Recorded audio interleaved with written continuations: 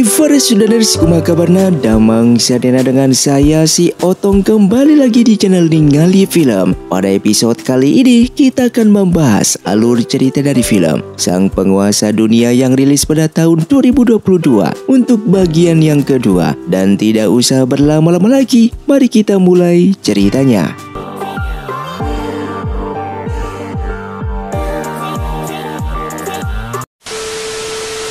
Film pun dilanjutkan di sebuah hutan. Terlihat perburuan musim gugur pun akan dimulai, yang mana ketiga pangeran tersebut harus mendapatkan buruan. Yang paling banyak mendapatkannya, dialah yang akan menjadi pemenangnya.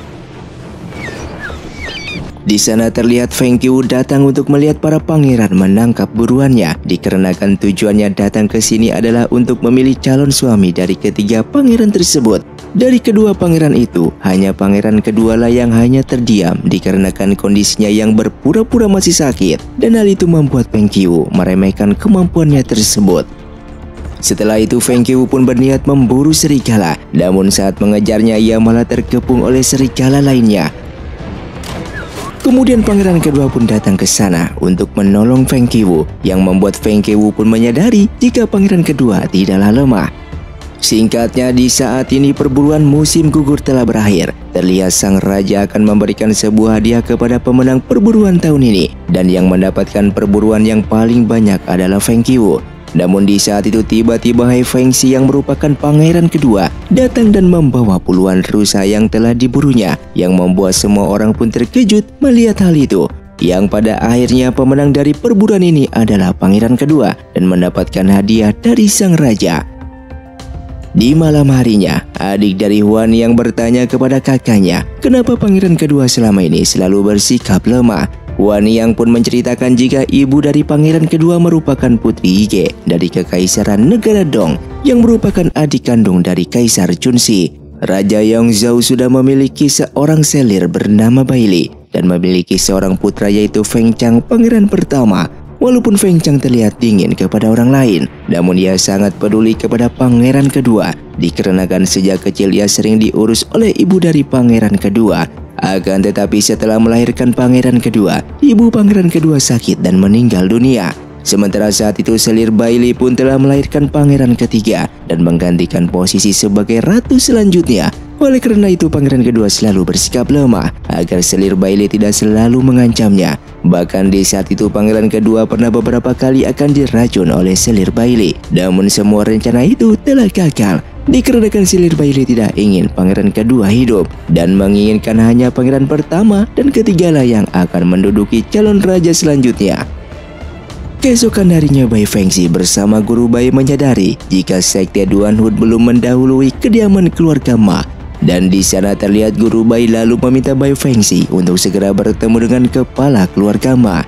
Di saat itu Bai Fengxi pun memperkenalkan dirinya kepada Tuan Ma, dan ia pun memberitahukan jika target pembantaian sekte Duanhun selanjutnya adalah keluarga Ma. Tujuan mereka membantai para sekte adalah untuk mengumpulkan buku rahasia yang berada di setiap sekte, dan semuanya itu mereka lakukan adalah untuk menguasai dunia. Singkatnya, di malam harinya para pasukan dari sekte Duanhun pun datang menyerang keluarga Ma, namun mereka tidak menyadari telah masuk ke dalam perangkap. Setelah pertarungan itu, Tuan Ma pun sangat berterima kasih kepada sekte Tianshuang yang sudah membantunya, dan bahkan sekte Tianshuang akan tinggal di sana beberapa hari lagi, dikarenakan kemungkinan sekte Duanhun akan kembali menyerang. Keesokan paginya, terlihat para petinggi dari sekte Duanhun telah berkumpul. Di sana mereka sedang merencanakan sesuatu untuk menyerang keluarga Ma kembali. Di malam harinya para petinggi dari sekte Duanhun telah sampai di tempat keluarga Ma, dan mereka pun langsung bertarung dengan Bai Fengxi.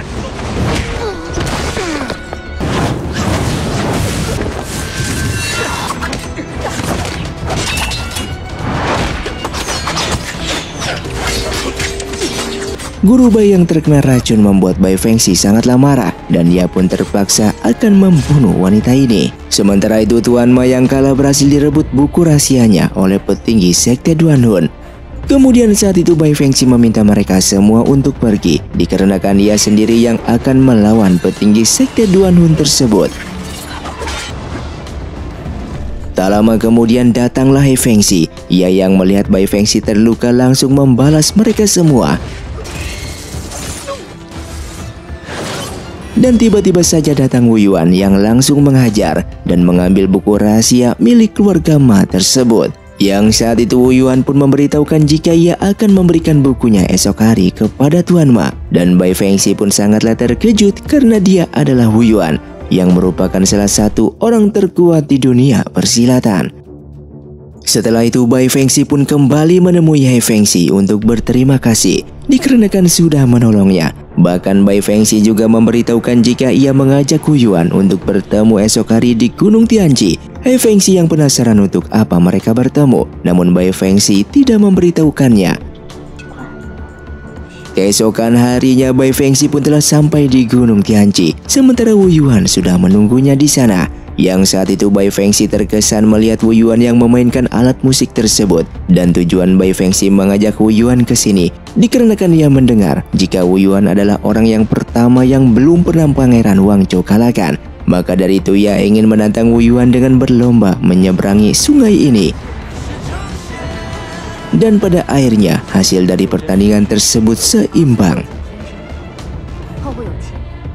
Di malam harinya terlihat pangeran kedua mendapatkan titah dari sang raja. Jika belakangan ini air sungai Lian sedang pasang besar, oleh karena itu sang raja memerintahkan He Fengxi untuk membawa beberapa kementerian pekerjaan untuk pergi ke sana dalam memperbaiki dinding sungai di kota De. Singkatnya He Fengxi yang telah berada di kapal bersama para menteri pekerjaan, dan dikarenakan ombak semakin besar mereka pun berniat untuk kembali. Namun tiba-tiba saja datang sekumpulan orang muncul di bawah kapal yang berniat membocorkan kapal untuk menenggelamkannya. Keesokan paginya pengawal dari pangeran ketiga memberitahukan jika ia sudah menyuruh orang untuk menenggelamkan kapal pangeran kedua, dan sampai sekarang pangeran kedua masih belum diselamatkan. Feng Zhu yang mendengarnya pun sangatlah marah dikarenakan dia tidak menyuruh pengawalnya tersebut untuk melakukan hal seperti itu.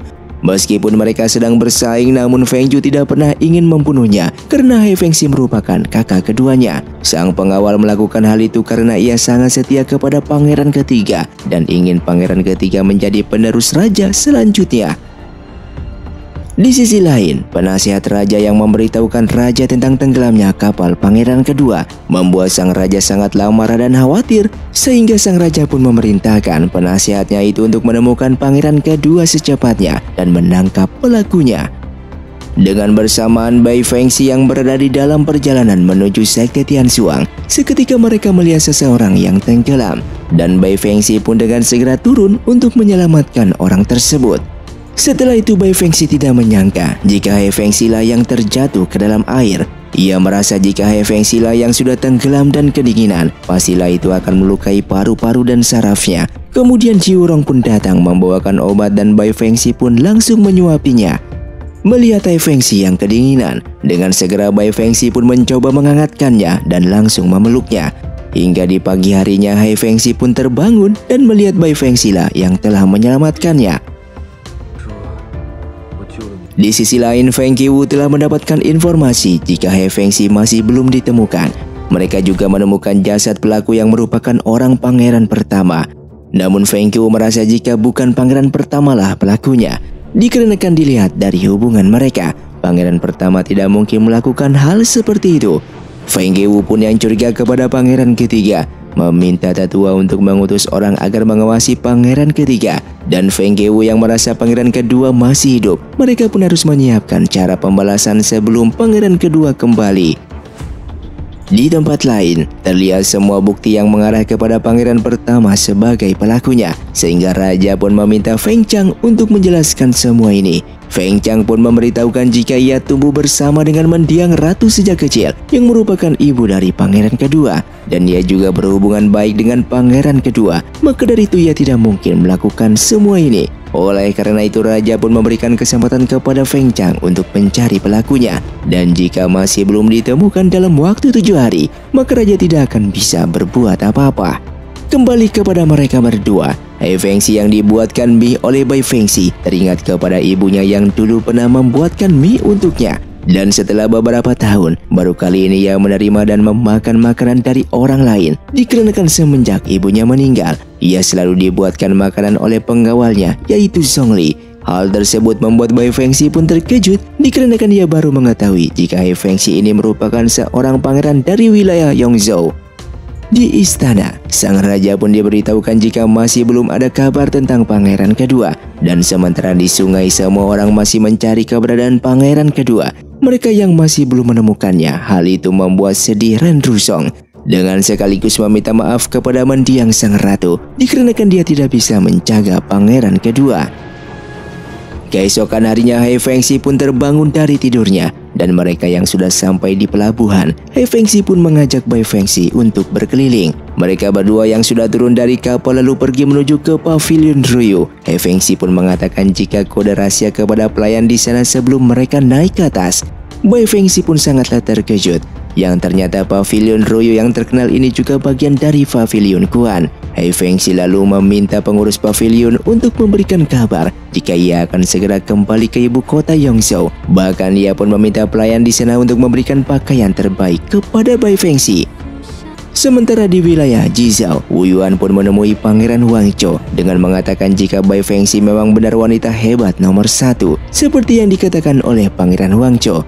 Huang Zhou yang terus bertanya tentang Bai Fengxi, hal itu membuat Wu Yuan heran karena biasanya Huang Zhou selalu memikirkan tentang strategi perang dan kerajaan. Setelah itu Pangeran Huang Zhou lalu meminta Wu Yuan untuk mengkonfirmasi apakah Plus Wanji ini adalah palsu. Wu Yuan yang melihatnya pun membenarkan jika ini adalah Plus Wanji yang palsu, yang membuat Pangeran Huang Zhou sangatlah kesal karena Ying Xiao harus mati hanya untuk mendapatkan Plus Wanji yang palsu. Di kediamannya, Feng Qiwu diberitahu jika pangeran kedua masih belum ditemukan dan tak lama kemudian seorang pelayan pun datang menemuinya dengan memberikan surat tersebut yang ternyata surat itu dari pavilion Ruyu dengan menjelaskan jika pangeran kedua akan kembali ke ibu kota Yingzhou esok hari. Sementara itu Feng Zhiu pun diberitahu pengawalnya jika dia sudah menemukan jasad pangeran kedua. Di saat dilihat ciri-cirinya memang seperti pangeran kedua, namun wajahnya yang sudah rusak sehingga sudah tidak bisa untuk dikenali. Di sisi lain, Hai Fengxi yang akan kembali ke ibu kota Yongzhou, ia pun mendapatkan sebuah kabar jika Feng Zhu lah orang yang telah mencelakainya dan Bai Fengxi pun menemuinya untuk menghibur Hai Fengxi yang sedang bersedih. Dikarenakan tidak menyangka jika pangeran ketiga lah yang telah mencoba untuk membunuhnya. Dan tak lama kemudian mereka mendapatkan kabar jika Lang Hua tiba-tiba tak sadarkan diri dengan keadaan darurat. Hai Fengxi menyarankan Bai Fengxi bersama para adik seperguruannya untuk sementara waktu tinggal di ibu kota Yongzhou karena ia akan memanggil tabib terbaik dan mencari penginapan untuk mereka. Di sisi lain, Hai Fengxi pun bertemu kembali dengan Feng Qiwu dan di sana Feng Qiwu pun memberitahukan jika esok hari pangeran ketiga menyiapkan mayat palsu untuk membuat kematian pangeran kedua, dan hal tersebut membuat pangeran kedua pun mengetahui jika dalang semua ini ulah dari pangeran ketiga. Keesokan harinya, ritual doa untuk kematian pangeran kedua sudah dimulai. Namun tiba-tiba Ren Rusong datang dengan memberitahukan jika pangeran kedua sudah kembali ke kediamannya. Di saat itu sang raja pun menemui pangeran kedua. Dengan bahagia ia pun kembali melihat anak keduanya tersebut. Sang raja pun berjanji akan menemukan orang yang mencelakai pangeran kedua dan memberikan hukuman berat. Namun di sana pangeran kedua mengatakan jika ia sudah menyelidiki orang yang mencelakainya, yang tak lain adalah pangeran ketiga, dan raja yang mendengarnya pun sangatlah marah. Setelah sang raja pergi dari sana, pangeran kedua memberitahukan jika dia ditolong oleh Bai Fengxi dan Sekte Tian Xuang. Jika saja tidak ditolong mungkin mereka tidak bisa melihat dirinya kembali. Sementara saat ini Feng Zhu sangatlah panik karena istana pasti akan menangkap mereka. Namun pengawal pribadinya tersebut memberitahukan jika ia sendiri yang akan menanggung semua ini, dan ia pun sudah menyampaikan semua ini kepada sang raja. Singkatnya pangeran ketiga yang berada di kuil didatangi oleh ibunya yang merupakan Ratu Baili yang sudah menyiapkan pengawal baru untuk pangeran ketiga dikarenakan pengawal sebelumnya telah dihukum mati. Di saat pangeran kedua keluar dari kuil, yang ternyata pengawal barunya sudah ada di sana dengan memperkenalkan dirinya bernama Jia Xian, dan mereka pun turun gunung bersama menuju ke ibu kota Yongzhou. Dengan bersamaan terlihat Bai Fengxi yang sedang menyiapkan bahan makanan. Hai Fengxi datang menemuinya. Bai Fengxi pun berterima kasih karena tempat Hai Fengxi dipinjamkan begitu nyaman. Dan Lang Hua yang sedang sakit juga sudah siuman. Namun Hai Fengxi yang tidak mau Bai Fengxi hanya berterima kasih. Ia pun meminta Bai Fengxi untuk menemaninya jalan-jalan. Di dalam perjalanan, Bai Fengxi memuji Yongzhou sebagai kota paling bagus yang pernah ia lihat dan ia berharap keindahan Yongzhou selalu seperti ini. Di sini Bai Fengxi yang melihat bunga mekar sangatlah indah. Penjual pun menawarkan Bai Fengxi untuk dilukis dengan deretan rantai bunga di belakangnya. Namun Hai Fengxi melihat hal itu, meminta penjual tersebut untuk ia sajalah yang melukis Bai Fengxi. Tak lama kemudian Bai Fengxi melihat seorang anak akan terjatuh. Ia pun langsung pergi untuk menyelamatkannya. Bai Fengxi yang sebelumnya terkilir mengajak Hai Fengxi untuk pulang. Namun Hai Fengxi ingin melihat kaki Bai Fengxi dan langsung mengobatinya. Bahkan ia pun langsung menggendongnya menuju kediaman Bai Fengxi. Dan singkatnya keesokan harinya, mereka semua sedang mengadakan penyambutan untuk kepulangan Ratu Baili ke istana. Dan para prajurit yang melihat gelandangan datang mereka pun langsung mengusirnya. Namun pengawal Ratu Baili ini memarahi mereka yang tidak sopan kepada sang ratu. Hingga pada akhirnya Feng Zhu datang dan semua orang tahu jika itu adalah Ratu Baili. Ketika berada di istana, Ratu Baili mengadukan sikap pangeran kedua yang berbeda terhadapnya. Namun raja mengatakan jika pangeran ketigalah yang berubah karena dia sudah berani mencelakai saudaranya sendiri. Raja pun meminta ratu untuk berbicara kepada Feng Zhu agar Feng Zhu tidak melakukan perbuatan seperti itu lagi. Dengan bersamaan terlihat Feng Chang sedang memikirkan ibunya yang tidak pernah peduli kepadanya. Padahal ia juga merupakan anak kandung Ratu Baili. Di sisi lain, Bai Fengxi pun datang ke pegadaian karena membutuhkan uang. Namun barang yang akan ia gadaikan nilainya tidak begitu besar. Ia pun teringat ucapan Hai Fengxi untuk datang ke pavilion Ruyu jika dalam kesulitan. Dan katakan kode rahasia untuk bisa mengambil barang apa saja yang ia inginkan. Singkatnya di pavilion Ruyu, Bai Fengxi pun bertemu dengan pemilik pavilion. Ia pun lalu mengatakan kode rahasia. Tak lama kemudian Feng Chang yang turun dari tangga tiba-tiba saja terjatuh dan Bai Fengxi yang melihatnya pun langsung menolongnya. Yang saat itu Feng Chang bermimpi ketika ia masih kecil dan ibunya Ratu Baili tidak mengakuinya sebagai anak. Setelah itu Feng Chang yang terbangun langsung memerintahkan pengawalnya untuk pergi dari sana. Di saat itu Feng Chang teringat ketika dulu bersama ibunya. Ia tiba-tiba saja terjatuh dan mengeluarkan busa di mulutnya. Oleh karena itulah Ratu Baili tidak suka kepada Feng Chang dan tidak mau mengakuinya sebagai anak. Dan dianggap sebagai anak pembawa malapetaka. Feng Chang yang sangatlah kesal lalu meminta para bawahannya untuk membunuh semua orang yang sebelumnya melihat penyakitnya kambuh. Kecuali pemilik pavilion Ruyu. Di malam harinya, Hai Fengxi yang melihat Bai Fengxi yang tertidur dikarenakan telah lelah menggiling bahan obat untuk Lang Hua. Seketika Hai Fengxi mengingat perkataan Song Li jika Bai Fengxi mengambil barang di pavilion Ruyu. Bai Fengxi pun mengatakan jika dia kagum kepada Hai Fengxi dikarenakan pavilion Guan yang begitu besar bisa dikelola dengan baik oleh Hai Fengxi. Lalu Hai Fengxi pun menawarkan untuk Bai Fengxi belajar kepadanya dengan syarat Bai Fengxi harus membuatkan semangkuk mie seperti saat mereka di kapal. Keesokan harinya, pangeran kedua mendapatkan kabar jika Pangeran Huangzhou akan mengembalikan belas Xuanji palsu kepada kekaisaran. Dan pangeran kedua menyadari jika ide ini datang dari Wu Yuan. Di sisi lain, saat itu Feng Chang telah mendapatkan laporan jika orang-orang yang melihat pangeran sakit sudah dibunuh kecuali pemilik pavilion. Namun pangeran mengatakan jika dia ingat ada seorang wanita berpakaian putih dan pengawalnya pun memberitahukan jika nona itulah yang telah menyelamatkan pangeran di saat kambuh. Namun Feng Chang yang tidak peduli, dia tetap bersikeras untuk membunuh siapapun yang sudah melihat penyakitnya tersebut. Di tempat lain, saat itu Bai Fengxi mencegah Gao Yu yang akan pergi ke ibu kota. Karena ini adalah perintah dari guru mereka. Oleh karena itu Bai Fengxi pun memberikan kesempatan kepada Gao Yu untuk melawannya. Jika Bai Fengxi kalah maka dia tidak akan memperdulikan Gao Yu lagi. Sementara di Jizhou, saat itu Pangeran Huangzhou telah menerima perintah dari sang kaisar jika kaisar akan mengundang Pangeran Huangzhou untuk datang ke perjamuan mengembalikan plus Xuanji esok hari. Setelah itu datang seorang gadis bernama Huang Yu yang merupakan adik dari Pangeran Huangzhou. Ia datang ke sana karena ingin bertemu dengan Wu Yuan. Sementara itu Bai Fengxi yang ingin bertemu dengan He Fengxi di pavilion Ruyu. Ia pun mendapatkan kabar jika He Fengxi tidak ada di kediaman. Bai Fengxi yang akan pulang karena sudah larut malam. Seketika ia pun dihadang oleh sekelompok orang yang akan membunuhnya. Ia pun lalu menghadapi mereka sampai datanglah He Fengxi menghentikan mereka.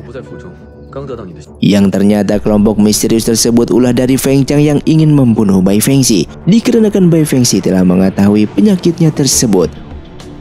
Di pavilion Ruyu, kedatangan Bai Fengxi ingin menemui He Fengxi dikarenakan ia ingin meminta tolong kepadanya. Dikarenakan saat ini guru Bai tidak ada kabar dan masih belum diketahui keberadaannya, dan pada akhirnya He Fengxi pun akan menolongnya untuk meminta orang pavilion dalam mencari tahu keberadaan guru Bai saat ini.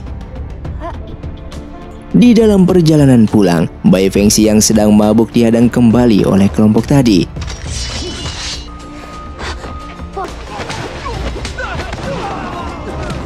Feng Chang lalu memberikan kode kepada orang-orangnya untuk pergi dan ia bertanya kepada Bai Fengxi apakah mereka pernah bertemu. Namun Bai Fengxi yang tidak ingat Feng Chang pun tidak jadi membunuhnya dan membiarkan Bai Fengxi pergi dari sana. Dan film pun bersambung. Terima kasih untuk kalian yang sudah menonton video ini sampai habis. Sampai jumpa di video selanjutnya. Saya pamit ulang dari ningali film. Si Otong undur diri dan salam Sundaners.